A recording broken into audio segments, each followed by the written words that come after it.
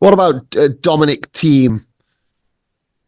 30 years old, young, 30 years old, retiring from tennis, lost second round qualies yesterday, didn't receive a wild card. They knew that he was retiring, didn't give him a wild card. But he got a celebration on court.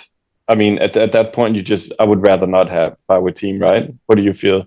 You lose second round qualies, you're a Grand Slam champion. They come out and say, "Oh, thanks for your years of service here on second round qualies." I mean, I feel like that's borderline insulting. It felt awkward. For me, I think it was. I actually like that the French go with their French wildcards most of the time, and that they back their French players, and they've obviously got so many of them. But I think for me, Thiem was actually one of the only ones that I think he really deserved a wildcard, even though he came out and said that he didn't.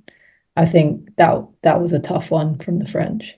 But then everyone gets caught up on wildcards. It's at the tournament committee's discretion. I mean, if you're not good enough to get in, you're not good enough to get in. And if they want to give it to a waiter or a waitress on the Champs-Élysées, that's at their discretion. Everyone gets caught up on it. It's like I agree with you in that one. I agree with you. I just think there's so much media attention around it. It's like, why? Yeah, there's no entitlement to get a wild card for sure. Yeah, I don't think there's any entitlement to get a wild card. Where I don't like with the French, the Australian, and US is this nonsense about exchanging wild cards. But again, Kelvin, that's between the 2 Grand Slams or the 3 Grand Slams that have come up with it. Why so it's like if that's what they want to do it, that's what they want to do it. Yeah, but it's just it's not there for the integrity of the sport. There's no reason why an Australian or an American should have a wild card more so than any other country, other than they happen to hold a Grand Slam. But it doesn't matter. I had this discussion on. You're getting caught up on the Grand Slam. It's any tournament. Any tournament has a wild card. It's at their discretion. Yeah, but the French have to give a wild card to an Australian player. They have to give it to an American player, and they have to give it to an Asian player. Yeah, but then it's reciprocated.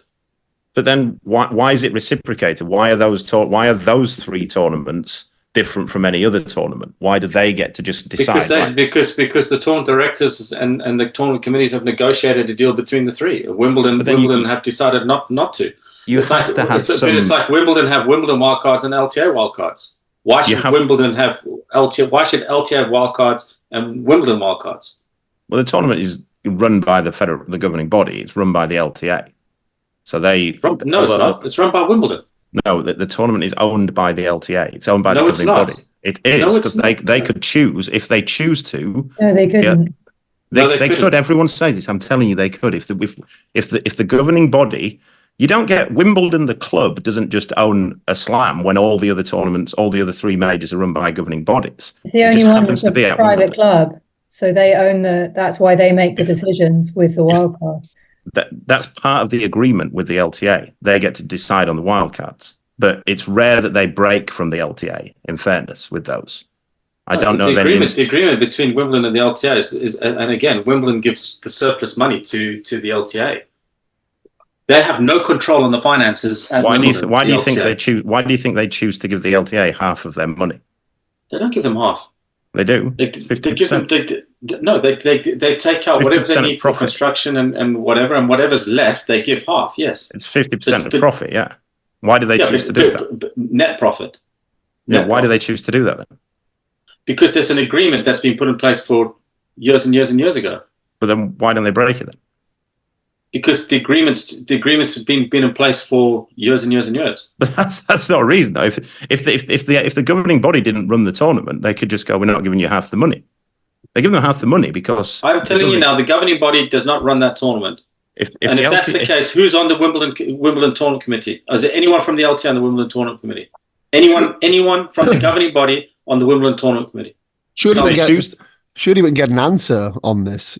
Surely someone listening can give us an actual answer. I think this doesn't seem it's either one or the other, right? It's not. We're not arguing over something subjective here.